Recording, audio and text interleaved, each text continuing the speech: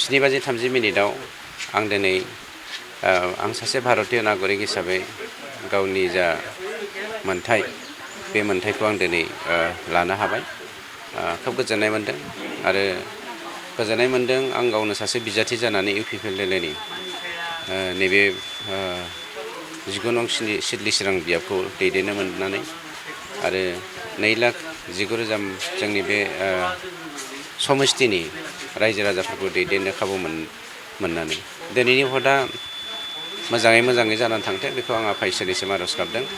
साफ्रोमबो गावबा गाव मोन्थायखौ हायबस्त खालामथों। मानोना भारतीय नागरिक हिसाबै रावबो जिरायना थायालासेनो बयबो लैहोर फैनानै गाव गावनि मोन्थायखौ लानांगौ। आं बेखौ नोंथांमोननि मिडियानि गेजेरजों खावलायदों। गासैबो रायजो राजानिसिम गुरैयै खावलायनाय जेन हाबाफारिया मोजाङै जालाङो आरो जोंनि दा गणतन्त्रनि सिस्टेम बे गणतन्त्रनि सिस्टेमखौ गासैबो फल' खालामो। दुखुनांथाव बाथ्रा तामुलपुर बियाबाव मोनसे जाथाय जादों UPPLLनि सापर्टारफोरखौ प्राइमारिनि प्रेसिडेन्ट आरो सासे सोद्रोमाखौ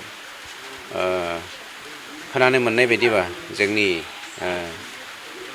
दानि गभर्नमेन्टनि डिपुटि स्पिकार थामहिनबा MCLA बिथां आं एक्जेक्टलि नामखौ बावगारबाय बिथाङा बे हाबाफारियाव इनभल्भ दं होननानै